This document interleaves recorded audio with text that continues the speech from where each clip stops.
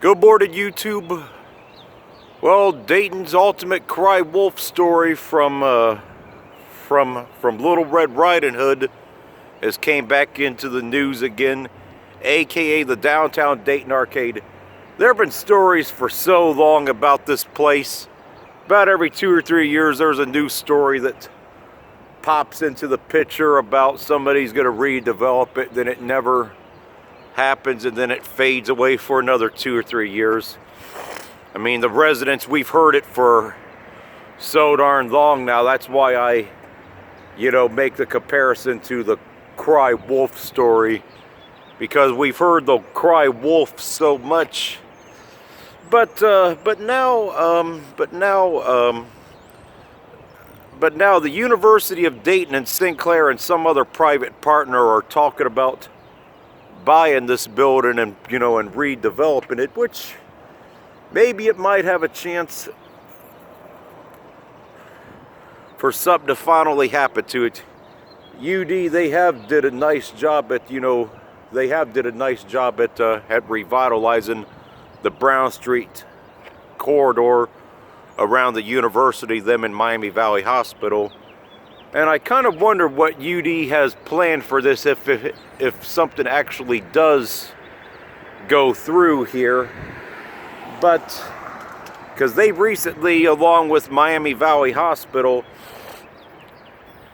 bought the old Montgomery County Fairgrounds site, and they haven't really said what their plans are for it. So if they haven't really made any concrete plans for that, it makes you wonder what could be, what they could be happening here. But the other issue that needs to be talked about, if UD buys this property, and if they do actually get it off the ground, will students want to come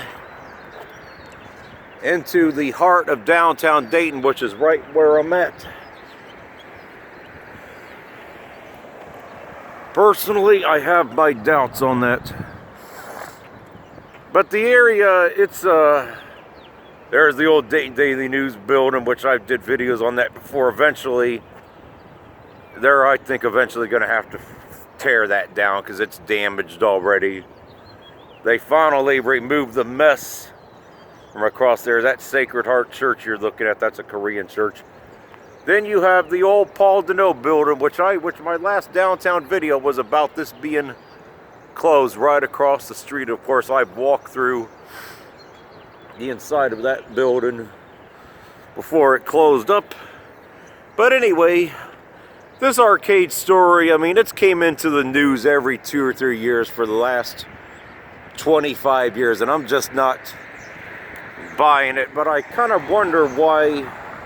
But and I kind of wonder with UD, I mean, what their actual motives and plans are behind this property, because the University of Dayton has a pretty good reputation in the community, and I think if they do end up trying to get involved in this and it falters, that's not going to look good for them.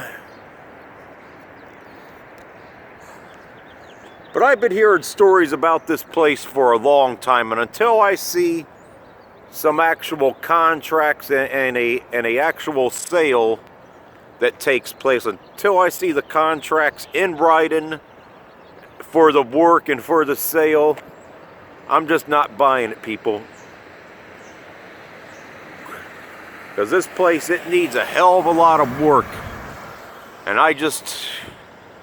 And just maybe with UD, being a college, this might finally have a chance. But I'm skeptical until I see something actually happen here. Until, when I see some money that's put on the line for the building and money to redo the whole building, because I've talked about this before in other videos, and I probably have did 4 to 10 different videos on this arcade project before. But obviously, I mean, all the mechanicals are going to have to come out of here, all the HVAC, the heat and plumbing, obviously the, mold, water damage, asbestos. And you're talking, and that's a lot of dollars for this. So will UD and Sinclair and whoever this partner is actually decide that it's an actual worthwhile investment? Because in all honesty, if UD really wanted to be down here and have classroom space, the Grant Deneau building would ultimately be a better option right there. At least that's not a train wreck and full of damage. But we'll see what happens. But I just am not going to be convinced, and I think nor are a lot of people going to be convinced until they see something in writing with cash, with some checks and everything. So we'll see what happens with this, but I think UD and Sinclair using it might be the best chance to possibly redevelop it. Because then it would at least quell the rah-rah BS about all office space apartments, at least for this big historical complex. Because every time they keep talking about the same shit over and over again, more office space, more apartments, but we have plenty of office space and apartments. Right there, big 23, 24-story office building that's vacant.